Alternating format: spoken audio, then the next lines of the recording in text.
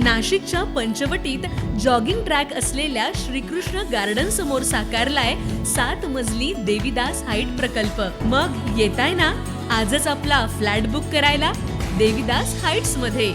आमचा मोबाईल क्रमांक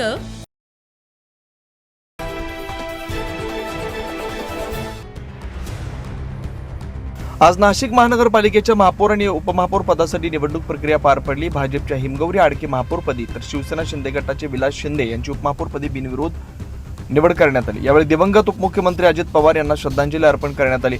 अजितदादांसारख्या लोकनेत्याचं काम नवीन पिढीला माहिती व्हावं यासाठी अजितदादांचं स्मृतीस्थळ या ठिकाणी व्हावं अशी मागणी नगरसेवक मुकेश शहाणे यांनी केलं।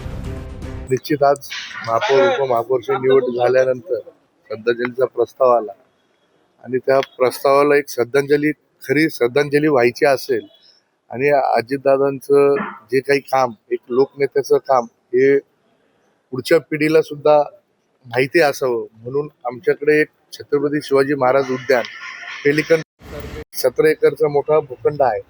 त्या भूखंडाचं काम चालू आहे, परंतु तिथं मोठी जागा आहे आणि अजितदादाच्या संपूर्ण आठवणी तिथं आपल्याला स्थानपन्न करता येईल म्हणून आम्ही स्मृतीस्थळाची तिथे मागणी केलेली आहे आणि निश्चित पुढच्या महासभेला तो ठराव मंजूर होऊन राज्य शासनाकडे तो जाईल आणि त्याची मंजुरी घेऊन त्वरित काम चालू करेल।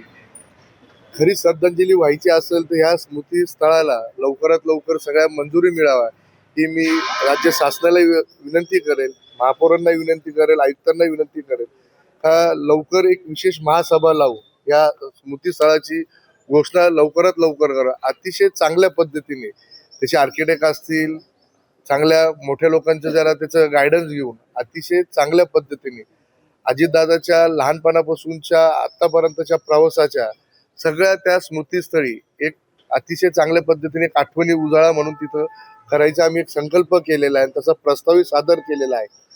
आज महासभा महापौर आणि उपमहापौर निवडीची असल्यामुळे तो ठराव लगेच पारित करता आला नाही, परंतु लवकरच एक 2-4 दिवसात ती महासभा होऊन तो ठराव निश्चित मंजूर होईल अशी मला अपेक्षा आहे।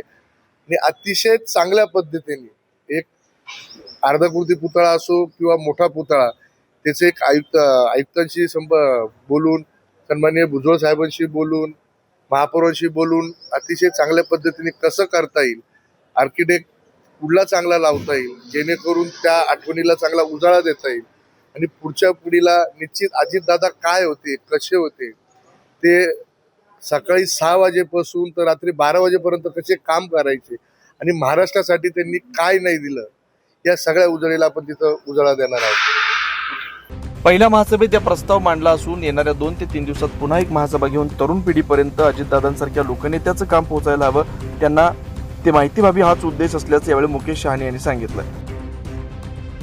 9 न्यूज महाराष्ट्रासाठी प्रतिनिधी इसाक कुरेशी, नाशिक।